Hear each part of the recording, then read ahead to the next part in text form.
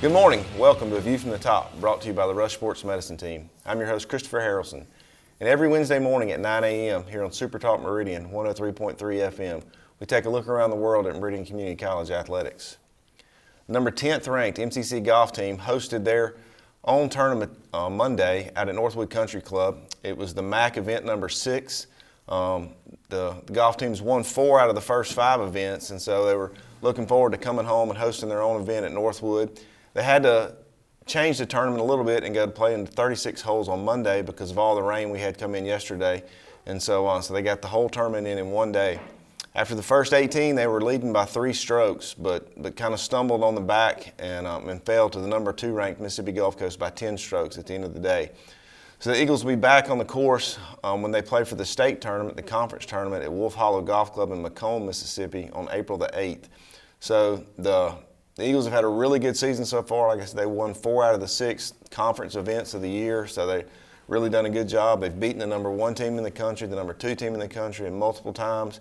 And so the Eagles are doing really well, and I think they'll fare well at the conference tournament as they head into the district play and then the national tournament.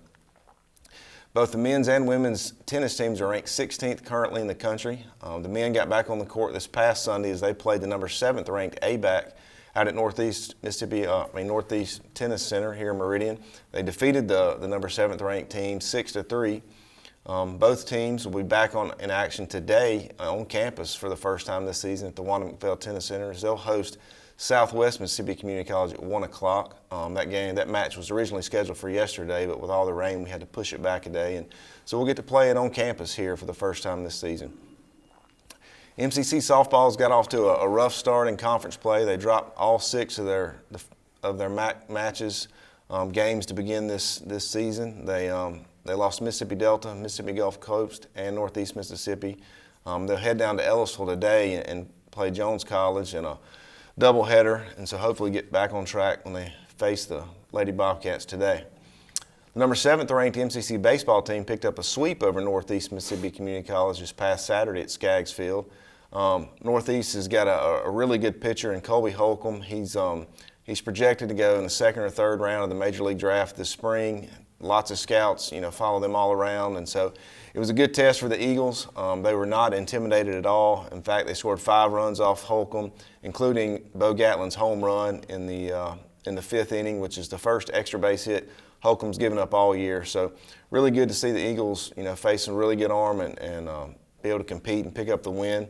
And on the other side, on the defensive side, sophomore pitcher Alex Sparks took the opportunity to go head-to-head with a really good arm, and with all the scouts in the stands there to see one guy, he really showed out. He struck out 7, pitched a complete game shutout, and got the win for the Eagles 5-0. So really proud of Alec stepping up and showing, hey, we've got some pretty good pitchers on this side as well. The Eagles are 4-2 in conference play, and they're tied for 3rd place. They'll host the Jones Bobcats this afternoon at Skaggs Field.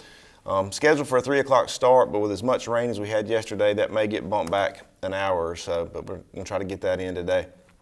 A couple of events coming up for MCC I want to talk about. First, the MCC golf team is hosting their annual Alumni and Friends Golf Tournament Friday, April the 1st at Briarwood Country Club at 1 o'clock. We've had this event for several years. Last year was probably the biggest event we've had in a long time, and so we're really looking to play off that and get some more people out, and we'd love to have 18, 20 teams to come out and play in this 4-man scramble. You can go to mcceagles.com/golf scramble to register. If you want to sponsor the event, you want to be a whole sponsor or anything like that, you can do that there as well. Again, mcceagles.com/golf scramble. The MCC tennis team is hosting their 2nd alumni mixer on campus at the Wanda McPhail Tennis Center. Saturday, April the 9th, you can go to mcceagles.com/camps and register for that event. It's a free event. Coach T.J. Carter put this on last year and was really successful. I think we had about 25 or 30 alumni come out and play in this mixer, and it's just a good chance for alumni to come back out and see the campus, see what we're doing, talk about what's going on where we're building the new tennis complex across the street, and just reconnect with some former players and just have a good time playing tennis. TJ is going to feed the alumni as they come out, and then we'll host a match out at Northeast that afternoon. Love to have the alumni come out and watch the Eagles play. And then finally, we're hosting an MCC Eagles baseball after-hours event Tuesday, April the 12th. We're going to host Southwest Mississippi Community College in a doubleheader at 3 o'clock. And our special guest for the baseball after-hours will be Mississippi Power. We love to take an opportunity to get with different business in the community and just have them out and be our guests and show them a good time and just remind them of what a hidden gem we've got here in the Queen City, of coming out and watching baseball under the lights and see that, you know, you don't have to go to Oxford or Starkville or Hattiesburg to see a really good college baseball game. We've got some really good college baseball going on right here in Meridian. And so we're excited to have Mississippi Power come out and be our guest in that baseball after hours. That's Tuesday, April the 12th. After the break, I'll be joined by head MCC track coach Chip Gayden. We'll talk about their recent run to the Indoor National Championships just a couple of weeks ago and then preview the outdoor season that starts this weekend. We'll take a break as you're listening to A View from the Top, brought to you by the Rush Sports Medicine Team here on Super Talk Meridian 103.3 FM.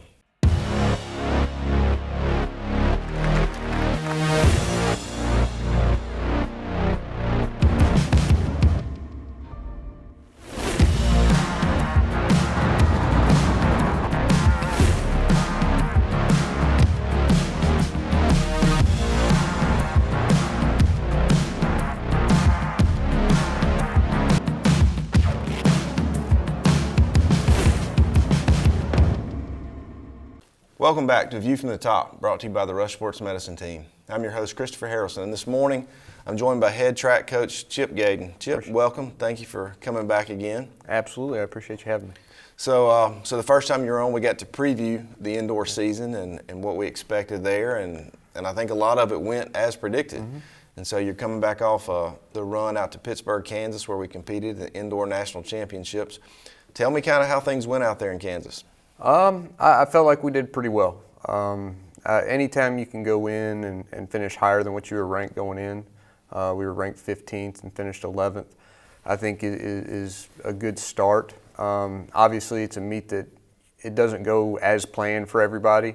It's got ebbs and flows with it, you know, ups and downs, and you have to react at the same time. And I thought we did a good job of when things didn't go our way, we responded very well, you know, and had some great performances throughout the meet. So throughout the course of the indoor season, you know, we had several school records fall. I know Keyshawn Black broke a couple of records by himself in the 60-meter dash and the 200-meter, so now he owns the school record for both of those. Mm-hmm. And then you were just telling me before we came on air that at the national tournament, he broke that record once again. Yeah. So tell me about, you know, just his progression. I mean, I know he was highly touted coming in here. He's been a great runner for us for 2 years, going to the University of Georgia, but just continues to get stronger and stronger and break records as we go. Yeah, I think he's got all the qualities that you see in an elite athlete. When you talk about, you know, the Christian Colemans, the Tyson Gays, the Justin Gatlins, he's got all the same qualities. You know, the 6:58 he ran in the prelims and the 60 meters. That's in the top 40 in the world, and it was number, I think, 12 in all of college. Particularly to do it as a sophomore is pretty impressive, and he's very young, and he's got a bright future ahead of him. Sure. And so then also competing out there, we had Abdikar Muhammad finished 14th in the 1 mile. Now, he's a freshman, right? He's a freshman indoors, but he's a sophomore outdoors. Okay. Mm-hmm. So does he have plans to be back here next year, or is he just kind of seeing how the season goes? I don't believe so. I think he'll move on. I think for a lot of our kids that we had, because of COVID not running indoors last year, I try to tell them, hey, if you got the offers to leave, go. Right. Yeah. Take your opportunity. And then our men's 4x400, who's done really well, they set a school record. Was the 4x400 or the distance medley? DMR. Okay. DMR. Distance medley, yeah, they did really well. You get to the national meet, and that's the first event of the day, and it's a very competitive one. We always try to figure out what do we got to do to put ourselves in the hunt. I thought we did a good job. We were just a little shy of getting in scoring position, and we had to do it out of the slow heat, and that's tough when you have to do that. Right. Because they take the top 8 in the fast heat, and I think we're number 9 or 10. So it made it difficult, but you know, a great effort by those guys this year to break the school record. So. Sure. No, we had some really good good events, and like I said, some records broken. A couple of jumpers. Augustus Carway finished third in the high jump, and so he's a sophomore. Yeah. Has he got any plans? He got any offers yet? Yeah, absolutely. He's got several options on the table, and I think it'll get better as he goes outdoors. I think what he did at the national meet, actually, I think what he did at LSU leading up to the national meet was a real big eye-opener. We went down to LSU 2 weeks before the national meet and jumped right at, I think, 6'10", 6'9 3/4, somewhere in there. Actually blew through his shoe, split his shoe in half. We tried to duct tape it and athletic tape it to make it work. Then we had to hurry and get a replacement pair, so we missed about 3 days of practice. Right. Went out at the national meet, finished third, lost on misses for second place, and jumped 7 1/4. Oh, wow. Outstanding. And then Jajuan McClain finished 18th in the long jump. Yep. And he's also a sprinter, is that right? Yeah. He sprints for us as well. We've been battling all year, getting a little too fast for our approach, and Right. it kind of showed again. And I think he's ready, though, come outdoors, particularly in the long jump and the triple jump. So before we get into previewing the outdoor season and kind of breaking down that schedule, for those of us who are not track-minded and don't know a whole lot, go over the differences for me in indoor and outdoor. You know, most track is different in the fact that you have so many seasons. You've got your cross-country season early in the fall, and then you've got your indoor, you know, through the break, and then we go into outdoor here in the spring. And I know I personally don't understand exactly all the differences in those. I feel like the events are similar, if not the same. So break down for me the difference in an indoor season and an outdoor season. I think indoor season wise, you have to be a little bit more strategic when you set up your races, from a standpoint of when you race, who you're racing against. We made a big change this year, because obviously you go to different tracks. You have 200-meter bank tracks, where if you're running the 400 meters, which is one time around on an outdoor track, you got to do 2 laps indoors, and it's after 120, 150 meters, you break into lane 1, so there's a lot of strategy involved in that, whereas outdoors you stay in your same lane the whole way.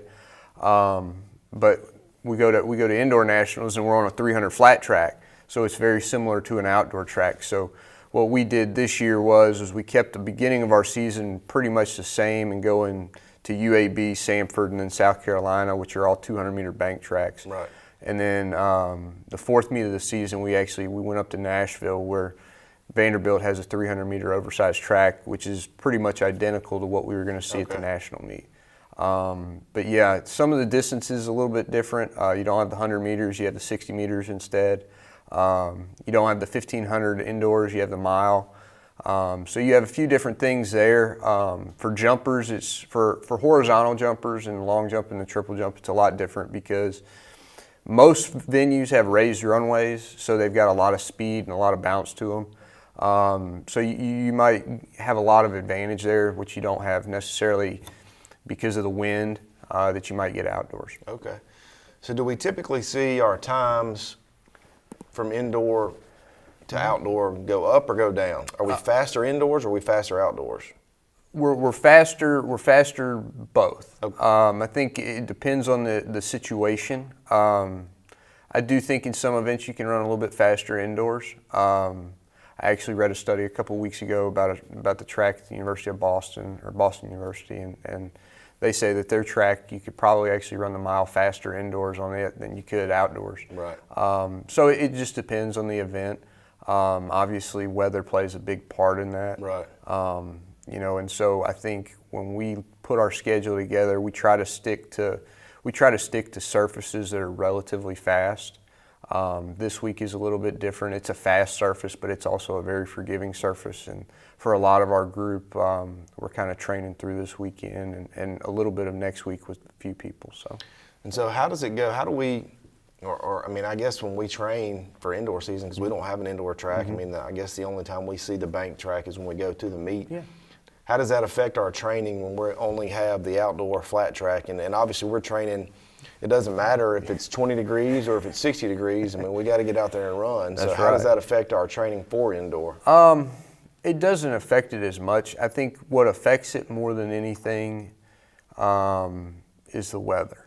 You've got to make some adjustments when you get kind of below 45 degrees. You got to make some adjustments. Right. But by and large, it's like I tell our team all the time. Hey, our track's 400 meters here. The one, if you're a quarter miler and you run the 400, you still got to run 400 meters on the bank track.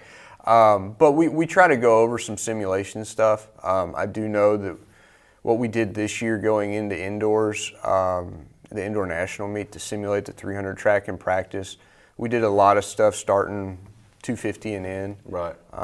Because you start the 200 on the straightaway on the backstretch on a 300 track. So we did work on that a good bit. Are the spikes the same indoor and outdoor? Yeah, spikes are the same, quarter-inch pyramids, Same thing everywhere we go pretty much. So I got you. Well, no, it's one of those things that I've always heard, and obviously the difference is inside and outside, and I get that, but I didn't know quite the differences in the tracks, and I didn't know if that banked track made you run faster, especially when you're coming down the hill going into the first lane, or if it was slower because you had to start at the top. I didn't know necessarily if one was better or worse. Yeah, it depends on the track. I think South Carolina is a very fast bank track. Obviously, the University of Arkansas, Clemson, and then Texas Tech, where we'll go to the indoor national meet in 2 or 3 years, is an extremely fast track. Okay. All right, so let's talk about this outdoor season. Same runners, same people, I guess, for the majority of our events or whatever. We'll start this season this weekend up in Starkville at Mississippi State at the Bulldog Relays. So kind of tell me, what we're expecting to see this weekend. I know it's the first time out in about 3 weeks since the Indoor National, so it'll be a kind of a test run as well as a first run. Yeah. I love this meet. I think we've been going there we've been opening our outdoor season up for 4 or 5 years there. I think it's a meet where everybody, whether it's Alabama, Mississippi State, Central Arkansas, Southern Miss, everybody's there kind of doing the same thing, just kind of getting a lot of work in. Right. For us, it's it's like I told our team yesterday, it's a glorified practice. We're going in trying to get a lot of work done. Not so much qualifying for nationals, but we've got to get back into the groove of things, back into kind of how we travel and how we do things on meet day. Because you give them 3 weeks off and they get out of their routine a little bit, you got to kind of say, okay, all right, we got to get back into it. But it's a great meet. It's very competitive. It's a great venue. The spectators there are always phenomenal. And we normally walk out of there with some pretty good performances. Good, and I think the last time I looked at the weather, it should be really good weather. I know had some rain yesterday, but I think it's supposed to clear out and kind of continue to be warm for us and be a good weather. Is such a fickle mistress this time of the year for all our outdoor sports. It's wreaked havoc. I told the baseball coach just this past Saturday as we got ready to play, it was the first game we played that was for our originally scheduled day and time all season. Like the rain, we've had so many Sunday games because every time you turn around, it's raining on Saturday. It's raining on Saturday. So it was good to finally get back in some rhythm. Absolutely. So after we finish in Starkville, we'll turn around and head south and go down to Southern Miss. Is there a big difference in the tracks from Mississippi State to Southern Miss? I think Mississippi State is a soft track, but it's a fast track. It's got pretty wide curves, which I like. Our track here is pretty wide, which they're comfortable with. Southern Miss, it's a wide track, but at the same time, it's a little bit firmer. It's a little bit faster. We're going to do some things down in Southern Miss that I think will really propel us going forward. Right. We're going to do a few odd things. You won't see a Keyshawn Black for a couple of weeks after this weekend. He's going to open up in the 100 at Mississippi State, and then he knows kind of the end of April is kind of his time to really get going. Right. He'll still run, but not his main stuff. But we'll put a 4x4 out at Southern Miss. We'll probably run a lot of people in their main events, and try to pump out as many national qualifiers as we can. So when we get down to Hattiesburg, we're trying to qualify. Yeah. Okay. We're trying to qualify a few people this weekend, but not as many as we will next weekend. Sure. And so then after we finish there, we'll make a couple trips out of state up to UAB and then down to southeastern Louisiana. Anything special about either one of those places? I've never been to UAB. Brand new track. Everything I've heard is great. It's a very fast surface. It's actually the same surface they've used in the last 2 Olympics. which that's the same surface they use it in Baton Rouge, both indoors and outdoors. I really like. And then Southeast Louisiana, it is a meet that we just put on the schedule last year and really enjoyed it. We might not take everybody with us to that meet because we've got Alabama and LSU to follow the next 2 weekends. So we'll probably bring a smaller group than what we normally would. Sure. Okay. And so, so you kind of wrap that up. Alabama and LSU will finish there before we head out to Hutchinson, Kansas. Yeah. It seems like going back to that Sanford meet or that UAB meet, Birmingham seems to be a little bit of a, and I'm going to maybe use this word wrong, a mecca for track, because I know we run a lot of indoor up there at UAB and Sanford and all in the same same arena, and now we're going back for outdoor. What is it? Is it just the amount of people in Birmingham that support such a big track venue, or? Well, the city indoors, for indoors, the city owns a facility that actually hosted the NCAA indoor meet this past year. Okay. They actually host an NCAA indoor meet, whether it's Division I, II, or III every year. Right. But yeah, no, they've got a great fan base from that regard. They've also got a very big high school following. We recruit a lot in the state of Alabama. Right. So I try to make sure that we get to the places we recruit a lot from. Right. Make sure that those high school teams can see us. Whether that's in Louisiana, Alabama, Mississippi. We try to do that pretty regularly, but I love going over to Birmingham. Outdoors, I've heard you can get a pretty good tailwind there too. So for some of our guys, that'll be pretty advantageous. And it's not a bad drive. It's it's a couple hours. It's easy to go over there and run the event and then come back home. You don't have to stay in a hotel or stay. So that's good. Well, good. The rankings, we finished 11th in indoor.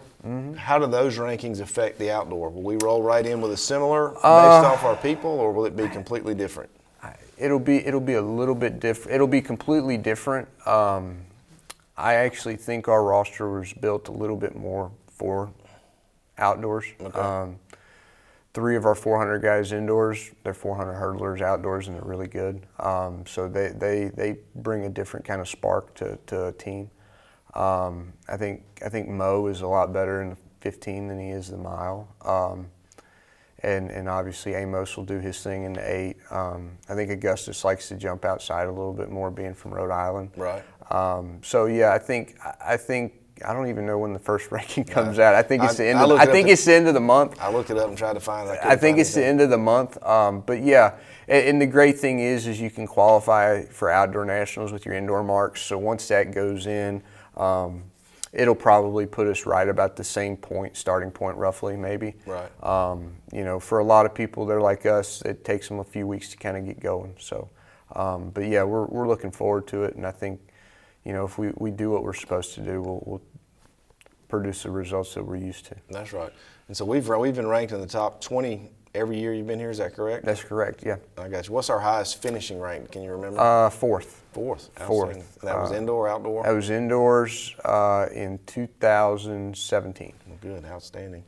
Well, good. And so we'll wrap up national championship back out in Kansas. Kansas seems to be as big a mecca for track national championships as Birmingham is Hutchinson, Kansas. I know you're not a huge fan of that facility, and so maybe the last time we're going out there for a while. But how many people do you expect us to have when we get to the national tournament?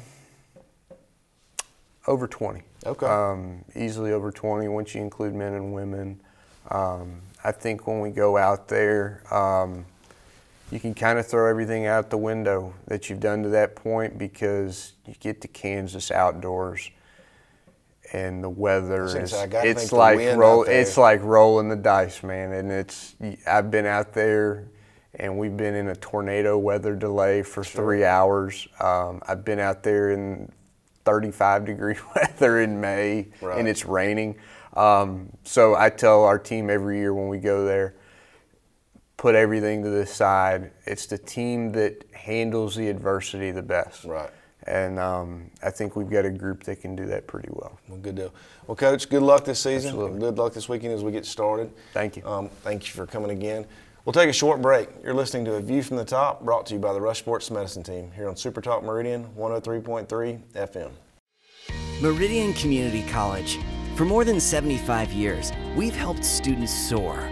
Establishing the first tuition guarantee program in Mississippi, we put our students first, while creating pathways into the workforce and offering a seamless transition to a 4-year degree. Now is the time to find your purpose and register today, because those who move forward never get left behind.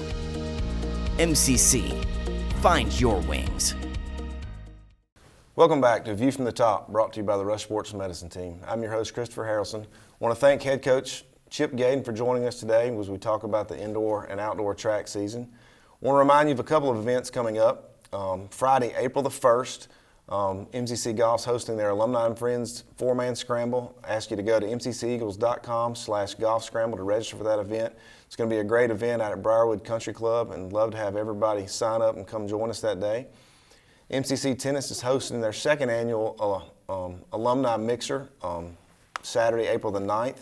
Go to mcceagles.com/camps and sign up for that. We'd love to have all MCC alumni tennis players to come back and join us for that day.